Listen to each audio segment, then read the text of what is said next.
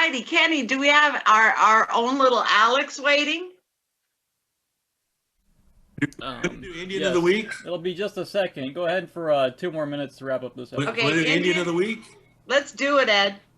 Who else? Who else but Auntie Deb? I know, man. You know, not to go too far, but she showed poise, calm, and control through some really, really nasty. I might have come out of that chair and slapped some people around. I was gonna contrast her with you. When they were speaking to her so disrespectfully, I thought, first of all, did your mothers teach you that it was okay to talk to people like that? Second of all, I wondered, would they have spoken that way to her if she was a man? I wondered that. Would they have spoken that way to her if she was white? So I kind of, when I was listening to them asking those questions, I thought, would you be asking that if it was Mitt Romney sitting in this chair? Or would you be asking that, you know, it kind of made me wonder, but she just kept going back to the points. When they said, well, you were up at Standing Rock, she said, because the tribe wasn't consulted. I was there for tribal rights. And how can you argue with that? They threw fossil fuels. Clearly, they are not looking ahead 7 generations, because it was the fossil fuel magnets that were throwing stuff at her. Oklahoma, honest to God, these people had cardboard presentations. I think that was one of my knuckleheads. Is it Langford? Yes. Senator Langford, knucklehead. Yes. What's the other one? Barrasso from Wyoming. Daines, or what's his name? Barrasso from Wyoming. And okay, who's the guy from North Dakota? Like Hovind. When I was watching him, I thought, you know, did you attend school ever in your life? What are you talking about? I was shocked and appalled by a lot of our congressional members' behavior. There's our Alex. Honey, I'm so happy to see you. So you want to finish up with Indian of the Week, Deb Holland? Deb Holland, you know, let's just hear the vote. I know everybody says, well, she's going to make it. Until I hear the vote and see the headline, I won't believe it. But, you know, for Native women everywhere, it's big. It's big. What about Knucklehead of the Week? Every senator that attacked her over fossil fuels. I mean, seriously. Every senator that said, we want the Dakota Access Pipeline. Knucklehead of the Week. Maybe we should make up T-shirts and send them to them. Kenny, you got that? Did you watch any of the hearings, Alex? No, unfortunately I haven't, but I know it's really good. She showed what a proud Native woman should be in her little squash blossom necklace and turquoise earrings. She just kept saying, I will do what President Biden tells me to do because I'm working for all the American people, no matter how many times. And they asked her that. Almost every single one drilled her about the Dakota Access Pipeline. Also, I think we need to be watching very carefully how Ben Sass and Deb Fischer vote. Well, I'm guessing Deb Fischer will vote no. If she does, Alex, we're getting out our ribbon skirts, and the signs are being made for the world's largest protest in Omaha, Nebraska, after the grandmas have their second shots. Let's do it.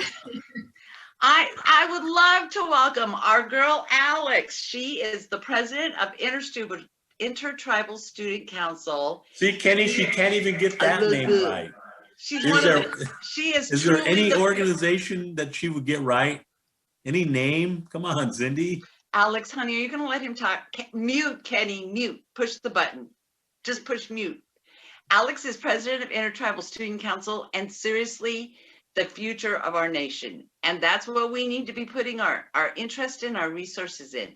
Supporting students like Alex who are going to make a change. Alex, tell us why you came here today. Well, I came here to promote multiple things. Woo! One, I'm getting this out of the way first because it's going to be the most recent. So in 2-3 weeks from now, March 13th, I'm going to be on a panel with Mark Ruffalo to discuss a movie that we that I was asked to watch, and it's called The Invisible Hand, which follows the story of 3 communities, and one of them just happens to be what happened up in Standing Rock. So we're gonna be discussing the topics of the rights of nature and why we should be standing up for the environment. So that's one of the things. Are you going to have a hard time speaking? I mean, you'd be looking at Mark Ruffalo. I'm excited. It'll be fun. And it's not Who just is me. it's- he? He's Huh? not Mark Ruffalo, Ed. He's Is he the as Hulk. famous? Is he as famous as Gary Farmer? I hate to say it, but more. He is one of the Avengers. Please, let's stand back.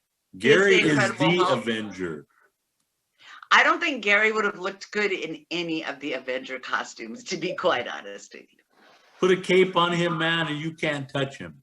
It has to cover everything. So go ahead, sweetie. And are we going to be able to watch this discussion? Yes. There's a Facebook page. It's called for the event. It's the Invisible Hand movie. And Kenny, you will can we be share that on our page? Yeah, we can. Good. so you'll be able to get tickets from it. They appreciate donations, but nobody's required to do that for the tickets. And it'll be from 1 to 4 p.m. EST. So what is that, like 12 to 3 here? So Did you it's ever gonna- think when you first came to UNO that you would end up being on a panel with Mark Ruffalo? I never thought that. So it's super You know, exciting. Everything you've done, you did for yourself, honey, and that's why I am so proud of you. You just, even though it's hard for you, I know it's hard for you to talk in front of people. I remember that. But the fact that look at how you blossomed and changed. It's one of the great things college does for you. It gives you the opportunity to become amazing, and you grasp every opportunity given you, and I'm so proud. So the reason it came about is I started an internship this year with an organization. It's Indigenous led, and it's called Great Plains Action Society. So since then we've been working with stuff, and right now I'm actually going to be posting an article or a blog about the Invisible Hand movie tomorrow and how we should be sticking up for these things. And it's going to be on the website for Great Plains Action Society. So stay tuned for that. All right, Um, Kenny, can we get that on our page too? It's not posted yet, but it'll be up tomorrow. And right now we're working on keeping Biden accountable for the 100 days that he's in. So that's our main project and main focus right now. Last week we focused on MMIW and MMIR. So this week we're focusing on the rights of nature. Now, the next thing I'm promoting is our Wombly Sapa Memorial Powwow, which is in April. Let me pull up the information right here on my laptop. It's April 17th from 11 to 4 p.m. And that's just how long the raffle will last. But I mean, the powwow will be uploaded virtually on the Facebook page. So if you aren't on there already, be sure to get registered. And once you're registered, you will be entered for a drawing. And it's not, you don't have to be there. Register on the page. Oh, what's up, Cindy? We want people to register. Yes, we want. They're not dancers, just register for the raffle. Mm-hmm. Mm-hmm. You can come by the powwow anytime. It'll be all day virtually. So no, will it be a loop or is it going to go all 4 hours? I don't think it's going to go all 4 hours. More than likely, it will be a loop though. So nobody has to stay there the whole time. Stay for 15 minutes and go to some other website. I don't know, but Isn't that weird? Virtual powwows. A year ago at this time, we were just starting to go underground. It was Mhm. right about this time that everything started closing. It was around this time that Alex, we were gonna go to the Virgin Islands and my doctor said no. yep, I remember. Yep, it was Unfortunate. all right around this time last year. Mm-hmm. Yeah, it sucks, but I mean, look where we are now. We're still in our rooms. And you know what, though? We're alive. So Yes. if I got to stay in my room, I'm going to live to watch my grandkids graduate from high school. I want to see you graduate from college. I will be bawling like it's my job, but I will be there. Yeah, but those are the two things I had to promote today. So I mean, if anybody wants, I Well, don't know. how did you get involved with this internship? You know, in Indian country, you know somebody who knows someone. Well, it just so happens that last year I went to a protest here in Omaha, and it was for the late Cozy Led Decora. a protest here in Omaha. It was for the late Cozy Decora, and she was murdered up on the Winnebago Indian Reservation. So we came down here, and it just so happens that I met somebody who I'm related to, my aunt, Trisha Ettringer, and she's been working for this organization for like over 5 years now, I think. So basically when it started. And well, I got the hookup, and she offered me a position to be an intern there, so I gladly accepted it. All this is training to be an activist in the future. You can't sit down, you can't quit. Clearly, our generation screwed the pooch somewhere because we did not accomplish anything we thought we were going to accomplish in the 60s. I feel like things are just as bad. It's just as hard to be Native in America as it was 60 to 100 years ago. We're still invisible. We're still misunderstood. It's students like you and your generation that are going to bring us into 2021. You're going to run for Senate. You're going to do the things that we need to do as tribal people to get recognized by America. It's real easy to ignore us when we're not in the Senate or the Congress. It's harder to ignore Natives when the president, or excuse me, when the head of the Department of Interior is a Native woman. It's getting harder and harder to ignore us. Agreed. But me and Ed have been fighting forever. It's time for someone else to fight, huh, Ed? Yeah, I mean, I would somewhat disagree with you, Cindy, in that there have been a lot of people that have been doing great things for quite a while. Yeah. Have laid the foundation for. And I didn't mean the individual. next generation. I meant in general. I'm thinking about all the white-haired old men I saw in Congress, in Senate. I'm talking in general. I'm not saying that there's not wonderful people doing wonderful things. I mean, every day you and I get up and work with Native students or teach Native students, we're doing something for somebody else. But I mean, the generation we started out in the 60s is not the generation we ended up. Well, like I think a lot of people have done a lot of good things over the years, and I don't want to diminish any. Nor should we. And It would be like saying John Lewis was in the past. I mean, there are people, it's like saying John Trudell didn't matter. There are people that have done things for us that we will honor for the rest of our lives. But there are a lot of people who have worked against us. What is the name of the governor of Oklahoma? Well, I don't know if you can consider him. I don't know if he's ever actually considered himself to be Native, other than. But case in point. I don't know, but I can't judge his heart. I can only judge what he's done, and he's challenged tribes on a number of issues. So, but that, for every one of those that are like that, there are a number of Deb Holland, Sharice Davids, Diane Humatewa, Frank Lemire. I mean, I saw her on TV. She was a very good speaker. So there's a number of. What I would like to think of is that Alex and this new generation are taking up where others have left off and are still. It's like the changing of generations. I think it's our responsibility to get them in a position to where they can do that. And I think there's, like I said, there's been a number of people that have done a lot of good things over the years, and that's part of what we try to do here, is recognize their contributions. Even Brother Gary, who is actually, I have to say that I like his TV show, but I like the fact that we were talking before we went on air. I think it was the 4th episode. They actually traveled to the reservation, and they made a really good point. The point of going back there was to show the cohesiveness of the families and the importance of families, and especially I think it was the Southern Ute Reservation. Yeah. The sign that they showed, and I thought Gary being on a show that highlighted the positive aspects of family life on the reservation. I thought was a really positive influence in terms of letting people know what we're like, because a lot of times you have a lot of negative stereotypes about what happens on the reservation. So there are guys like Gary and others that have worked a number of years, and I think part of their work is paying off, and of course with the things that some of the younger kids are doing today. So it's all good things. And well, and not only that, it's the continuity. These kids, I learned from sitting with my grandmother, beading, doing dishes, whatever we did together. And that's what we now are sitting down with these young girls doing.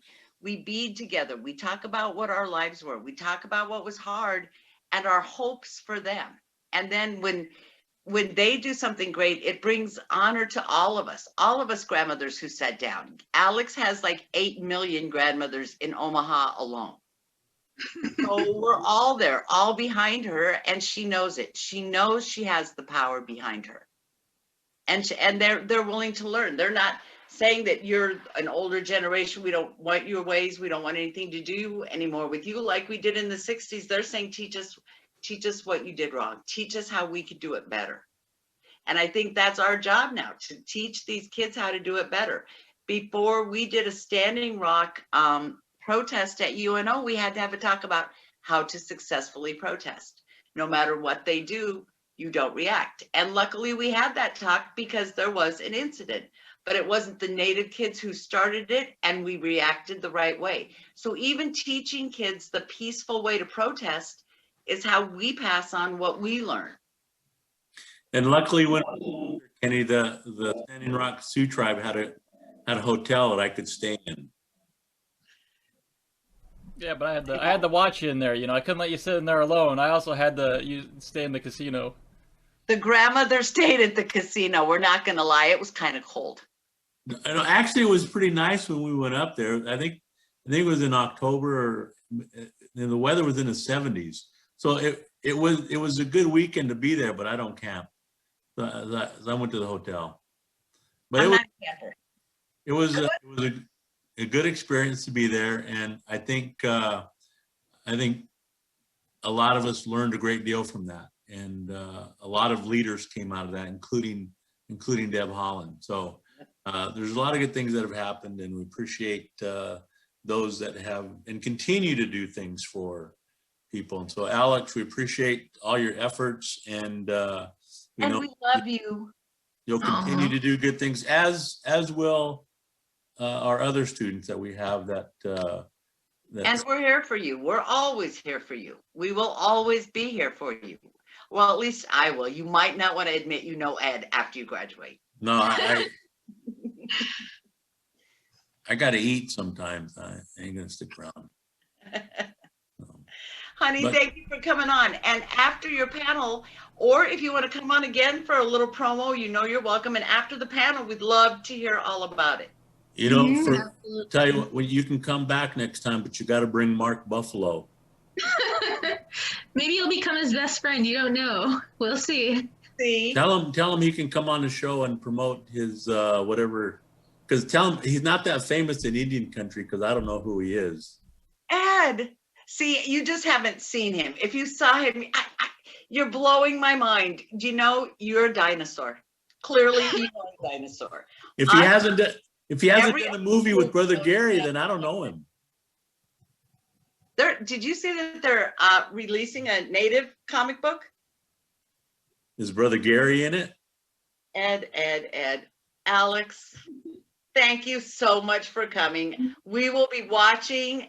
Kenny's going to post all that stuff on her page.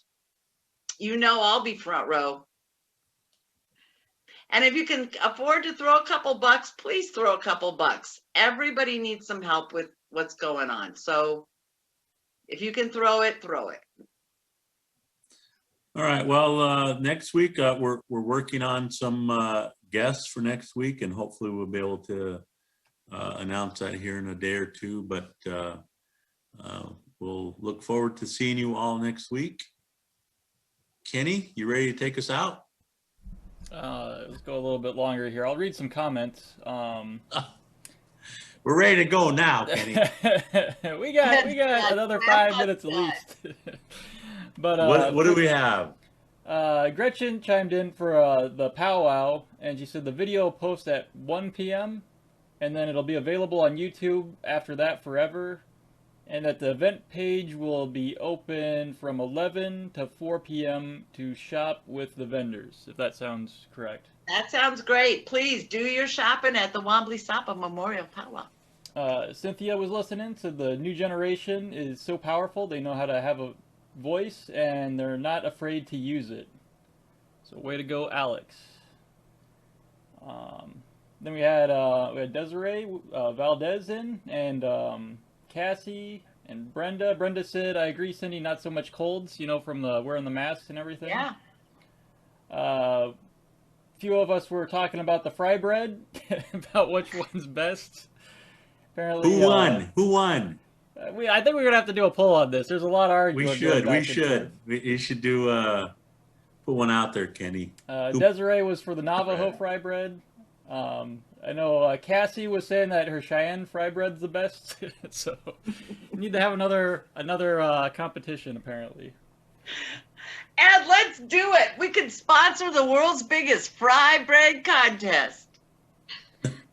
I can't. To be honest with you, I can't eat it anymore. Well, you would be Eddie Z, the urban MC. You know what? I think that contributed to my gallbladder.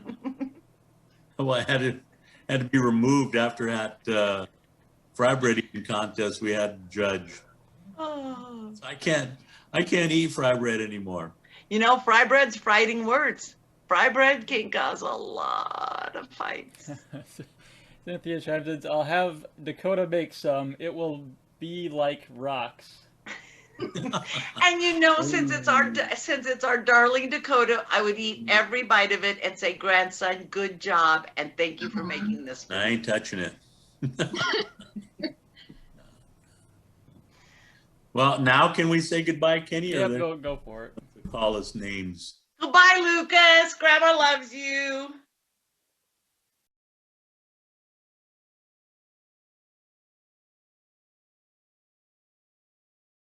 Welcome to Native Honor Hours. I'm Ed Zendejas, and my co-host is Cindy Krafka. All right. Well, we've got another great show today. We have some guests. We've been having some guests lately. That's the nice thing about Zoom. Well, and the other nice thing is I don't have to be in the same room as you. I think we both think that's a perk. No, because I don't have to worry about getting hit in the head all the time. Oh, but you know, eventually we will be back together, and I have never forgiven or forgot anything you've said these many, many months. I got a little notepad. Oh. Well, anyway, we have our guest today. You want to introduce our guest, Cindy, or want me to? Yes, we have a special. We've been doing some work with Kona, with tribal management and emergency services. You have to say what Kona is. Most people won't understand. Oh, I'm sorry, excuse me. It's the Native American group at Union Pacific. And traditionally, it stands for something. Why don't we let Alyssa tell us? May I introduce her see, Alyssa, I warned you about this very thing. But we've made some new partnerships, we've made some new friendships, and I'm really excited. I knew the group existed, but I didn't know much about it. I'd like to welcome our guest, Alyssa. I even know what it stands for. You want me to tell you what it stands for? Please, Ed, we're all on the edge of our seats. Because you don't. No, did I ever You say still it? don't know the name of our show. It's been what, 10, 12 years now, Kenny? And she still doesn't know the name of our show. Clearly, it was not my choice. Kona stands for Council on Native American Heritage. Of Native American Heritage. Yep. Close enough. Tell us a little bit about the group and when it started. Yeah, so Kona is one of Union Pacific's ERGs, or Employee Resource Groups. There's 9 different groups, but Kona was originally founded, so their first activity was in 2005, there was a group of UP employees that got together to recognize Native American Heritage Month. And then in 2008, it was formally recognized as one of Union Pacific's employee resource groups. So it's, I mean, we just hit, I think, 13 years old. So I'd say we've probably made our most headway the last couple years. I've been at UP for just, I'm coming up on 5 years, and I've been on Kona's board for 4 of them. So I just got elected to be the current president, and we've done a lot of cool things. So yeah, happy to join you guys. Well, congratulations on getting elected to be president. Approximately how many members are participating in Kona? Good question. So we have an annual membership cycle, so we just barely started our newest cycle. Right now, technically, we've got around 125, but last year we hit over 200.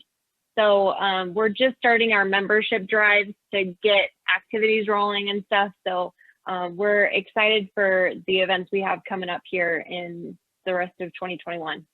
Well, make sure and let us know what the events are and how we can help you market and help and attend. What a great thing to be doing. I was surprised at how many Native people work at Kona. I really, really was. Or I mean, excuse me, at UP. For some reason, we all grew up with a very, I guess, old-fashioned idea of the railroads. And it's 2021. We all have to kind of shift how we look at things, and hearing that UP has a Native group and it cares about its Native employees is really a great recruiting tool. You mention your activities? What type of activities do you have coming up? And are they open to the public or just Union Pacific employees?